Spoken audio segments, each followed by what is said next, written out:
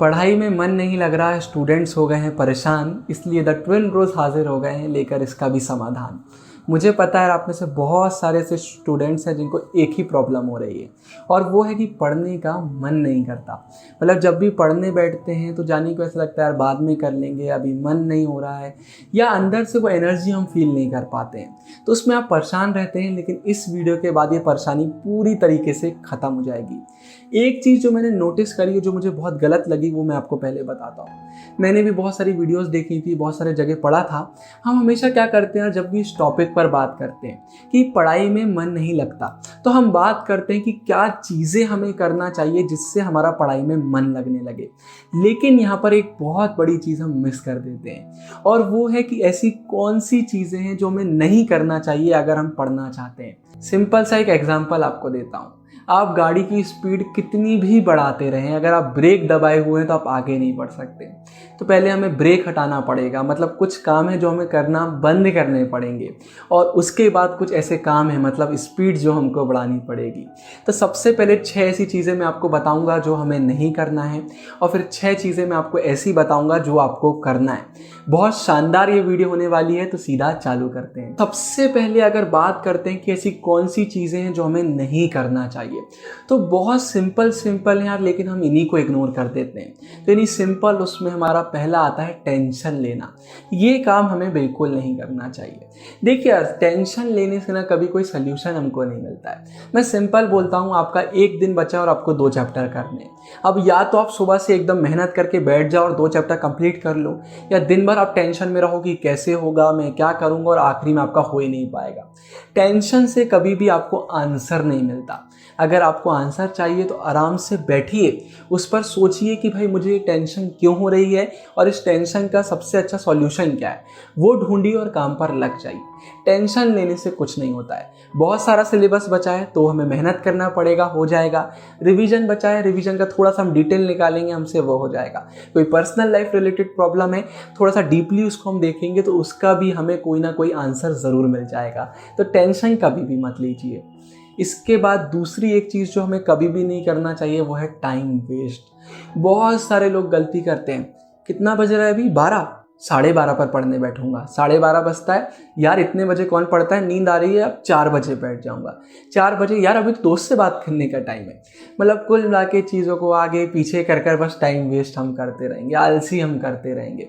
Time waste करना सबसे गलत चीज़ होती है। मैं सिंपल सा आपको इसका एक एग्जांपल ही देना चाहता हूँ यार, कि देखिए, अगर मैं बोल देता हूँ कि कल आपका ये काम का लास्ट डेट है, मतलब कल आपका ये काम हो ही जाना चाहिए, तो क्या आप आज करने बैठेंगे कि नहीं बैठेंगे?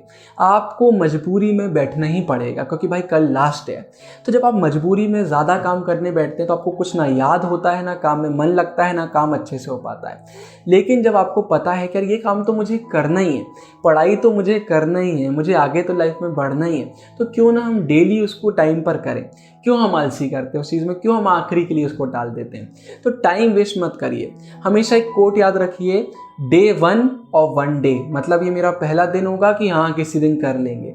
हमेशा पहला दिन मानिए कि भाई आज पहला दिन है, आज से मैं चालू कर रहा हूँ, और डेली इसको आप देखते रहिए और काम करते रहिए। इसके बाद एक और चीज़ जो आपको बिल्कुल भी नहीं करना चाहिए, वो ये है कि बिना स्ट्रेटेजी एक गोल बनाना। बहुत सारे लोग ये गलती कर देते हैं कि गोल तो सब बना लेते हैं, फुल एनर्जी से बना लेते हैं, लेकिन स्ट्रेटेजी फॉलो नहीं करते और आगे बढ़ते जाते हैं। ये बहुत बड़ी गलती होती है।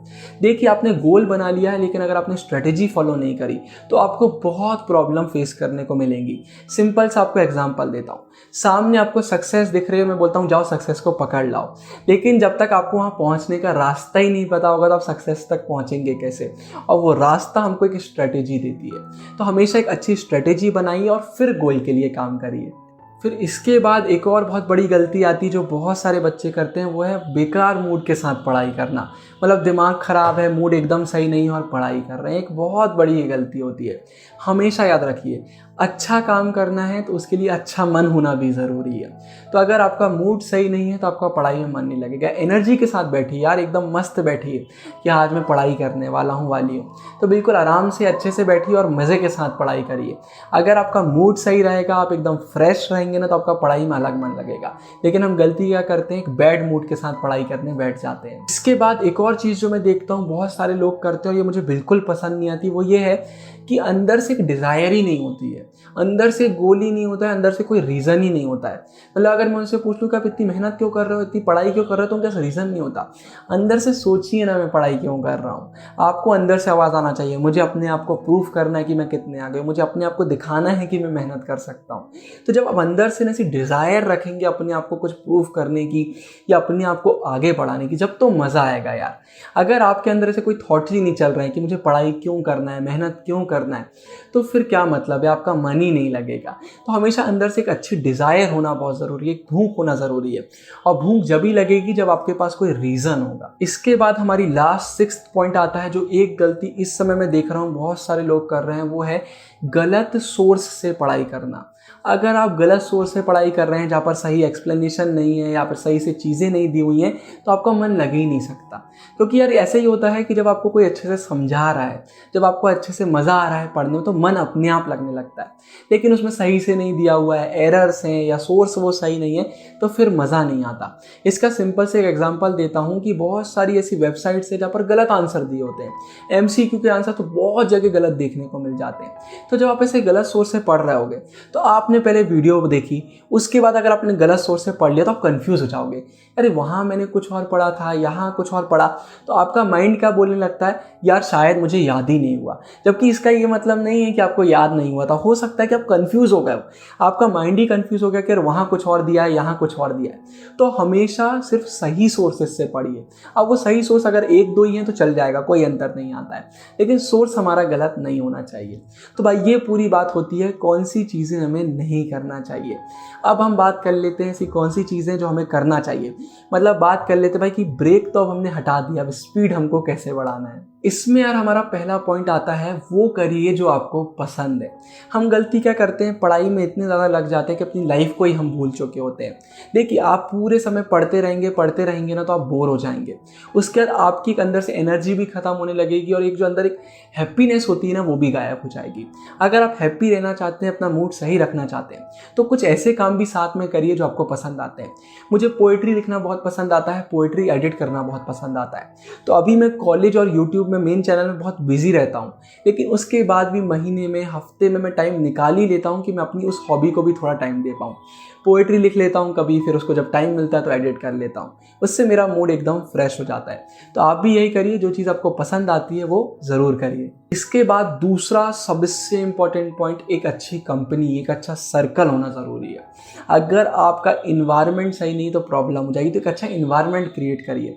इसको मैंने उस पॉइंट में नहीं रखा कि आपको क्या नहीं करना चाहिए, मैंने रखा कि क्या आपको करना चाहिए, क्योंकि एक बहुत बड़ा अंतर है। फ्रेंडशिप करना, एक अच्छा सर्कल बनाना, ये हमारे हाथ में होता है। हम हमेशा ये बोलते हैं यार मेरा सर्कल अच्छा नहीं, मैं क्या करूं। वो सर्कल हम ही बनाते हैं। हम अपने सर्कल को अच्छा कर सकते हैं। अगर आपको ऐसा लग रहा है नहीं मेरे आजू बाजू वाले लोग अच्छे नहीं, तो उनको इग्नोर करना चालू करिए, उनसे सीधा बात करिए, लेकिन सर्कल एक हमेशा अच्छा ही बनाइए। अच्छे लोगों के बीच में रहेंगे, उनके साथ आप उठेंगे बैठेंगे तो आपको चीज़ें अच्छे से समझ में आएंगी।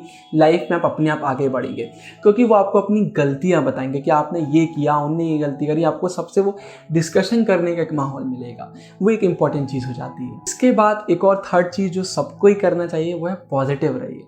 नेगेटिव रहने से कुछ नहीं मिलता। मैं बोलता हूँ अगर आप फेलियर्स भी झेल रहे हैं इस समय, कुछ आपने काम किया वो बिगड़ गया है, तो इसका ये मतलब नहीं हम नेगेटिव हो जाए। मुझे सिंपल सा आप आंसर दीजिए, क्या जो चीज़ पास्ट में हो चुकी है उसको हम सही कर सकते हैं? आंसर है नहीं। क्या जो चीज़ फ्यूचर में होने वाली है उसका हम अभी से कोई डिसीजन ले सकते हैं कि उस समय क्या होगा? नहीं। हम अभी प्रेजेंट में जीकर फ्यूचर के लिए सिर्फ और सिर्फ मेहनत कर सकते हैं। तो प्रेजेंट सिचुएशन में रहिए, फ्यूचर को देखिए और उसके लिए मेहनत करिए। अभी से ये टेंशन मत पालिए कि फ्यूचर में क्या रिजल्ट आएगा, और ये टेंशन भी मत पालिए कि पास्ट में ये क्यों हो गया। पास्ट हम चेंज नहीं कर सकते, फ्यूचर में अभी टाइम है, प्रेजेंट में जिए, पॉजिटिव जिए। इसलिए पॉजिटिव रहिए, खुश रहिए। बस एक ही चीज़ याद रखिए, सिचुएशन बनती बिगड़ती रहती हैं, अगर उसमें भी मुझे पॉजिटिव रहना है तो मुझे अपना माइंड क्लियर रखना पड़ेगा और मेहनत करना पड़ेगा। माइंड क्लियर है, आप मेहनत कर रहे हैं, आपको सक्सेस मिलेगी। तो हमेशा पॉजिटिव रहिए, और मेहनत अगर आपको करना है तो आप एक नेगेटिव माइंड के साथ मेहनत नहीं कर सकते। तो कुछ भी ऐसा काम करिए जो आपको पॉजिटिव करता है। अच्छे गाने सुनिए, अच्छी वीडियोस देखिए और पॉजिटिव रहिए। इसके बाद 4th नंबर का एक इंपॉर्टेंट आता है, इसको अच्छे से समझिएगा कि हमें ड्रीम कम और काम ज़्यादा करना है। देखिए मैं कभी ये नहीं बोलता ख्वाब देखना अच्छा नहीं है, लेकिन ख्वाब में खोना भी अच्छा नहीं है। मुझे तो टॉपर बनना है, मैं टॉपर बनूंगा, मुझे स्टेज पर अवार्ड मिलेगा, पेपर में फ़ोटो आएगी, इतना आगे हमको नहीं जाना है। मुझे टॉपर बनना है, टॉपर बनने के लिए मैं मेहनत करूंगा और मैं मेहनत करूंगा तो मैं टॉपर ज़रूर बनूंगा। बस ऐसा एटीट्यूड लेकर आप आगे बढ़िए। उसका जब आप टॉपर बनते हैं तो फ़ोटो खींचना, इंटरव्यू, ये सब तो आपका हो ही जाएगा। तो अभी से इतना ड्रीम नहीं देखना है कि हम काम करने भूल जाएं। देखिए ड्रीम फ्री टाइम में, लेकिन ऐसा नहीं है कि दिन भर बैठ के हम बस अपने ख्वाबों में खोए हुए और मेहनत करने का हमको टाइम ही नहीं मिल रहा। तो हमेशा मेहनत के लिए तैयार रहिए, मेहनत करिए, ड्रीम कम और रियलिटी उसको ज़्यादा बनाइए। इसके बाद 5th बहुत इंपॉर्टेंट आता है अपने आप को समझना। 99% लोगों को पता ही नहीं होता भाई उनको क्या पसंद है, वो कैसे हैं, वो किस समय पढ़ना पसंद करते हैं, उन्हें कैसा टाइम टेबल चाहिए, उन्हें कौन से सब्जेक्ट अच्छे लगते हैं, कौन से डिफ़िकल्ट लगते हैं। हम इतना इंट्रोस्पेक्शन कभी कर ही नहीं पाते। अपने आप को अगर आपने नहीं पहचाना तो फिर दुनिया को हम कैसे पहचानेंगे। तो अपने आप को पहचानिए कि मुझे कितने बजे पढ़ना अच्छा लगता है, कितने बजे उठना अच्छा लगता है, मैं अच्छी अपना रूटीन फॉलो कर भी रहा हूँ कि नहीं कर रहा हूँ, क्या कमियाँ भी मुझे दिख रही हैं, क्या स्ट्रेंथ्स मुझे दिख रही हैं, सब आपको पता होना चाहिए। आपको अपने आप से अच्छा कोई नहीं पहचान सकता, इसलिए अपने आप को खुद पहचानिए। दुनिया आपको नहीं पहचान पाएगी, 50% पहचानेगी, 80% पहचानेगी, लेकिन 100% सिर्फ एक ही जन आपको पहचान सकता है और वो है आप खुद। तो अपने आप को पहचानिए और पहचानने के बाद अपने ऊपर काम कीजिए, थोड़ी सी मरम्मत करिए और अपने आप को एकदम मास्टरपीस बनाकर दुनिया के सामने खड़ा कर दीजिए। और इसके बाद आखिरी एक बहुत इम्पॉर्टेंट, सब समझिएगा, ये गलती हम करते हैं और ये हमें आपसे नहीं करना है, ये चीज़ हमें अपनी लाइफ में ऐड करना है कि हम मेहनत को रिज़ल्ट से कंपेयर नहीं करेंगे। बहुत सारे लोग गलती करते हैं कि मेहनत को रिज़ल्ट से कंपेयर कर लेते हैं। यार मेरे मार्क्स कम हो गए, मैं काबिल नहीं हूँ, अरे मैं लाइफ में सक्सेसफुल नहीं हो पाया, मैं काबिल नहीं हूँ। अरे नहीं जी, आपने मेहनत करी है तो उसको रिज़ल्ट से कंपेयर क्यों कर रहे हैं। मैंने भी 10th में बहुत मेहनत करी थी, लेकिन 10th में कुछ पर्सनल रीजंस की वजह से मैं बीमार पड़ गया था, बहुत सारी चीज़ें हो गई थी, मैं अच्छा स्कोर नहीं कर पाया। अगर उस समय मैं हार मान लेता तो क्या 12th में 95.6 में ला पाता? कभी नहीं। लेकिन उस समय भी मुझे पता था कि हाँ मैं एक टॉपर बनूंगा, क्योंकि मैं हूँ एक टॉपर, मैं मेहनत करता हूँ। इतना सेल्फ बिलीफ आपको अपने अंदर रखना पड़ेगा। रिजल्ट से कंपेयर मत करिए। एक छोटा सा रिजल्ट आपको नहीं बता सकता कि आप में काबिलियत क्या है, वो आपको पता है कि आपने मेहनत करी और आप किस काबिल हैं। तो काबिल बनिए, मेहनत करिए, आगे बढ़िए, लेकिन रिजल्ट से मेहनत को कंपेयर मत करिए। और एक अपने लाइफ एक्सपीरियंस से आपको बताता हूँ, अगर आप मेहनत कर रहे हैं तो आज नहीं तो कल आपको रिजल्ट मिल जाएगा। आप अभी प्रेजेंट के रिजल्ट से अपनी मेहनत को जज मत करिए, आपको सक्सेस मिल जाएगी। तो ये आज की वीडियो में आता है यार। आई होप आपको वीडियो में सब समझ में आया होगा। अगर अभी तक देख रहे हैं तो लाइक सबसे पहले करना है, फिर अपने दोस्तों के साथ शेयर करना है, फिर प्यार भरे कमेंट तो आप करते ही हैं। बाकी मैं तो मिलता रहूँगा आने वाली वीडियोज़ में, तब तक के लिए साइनिंग ऑफ, गुरु टेंगुरिया, बाय बाय।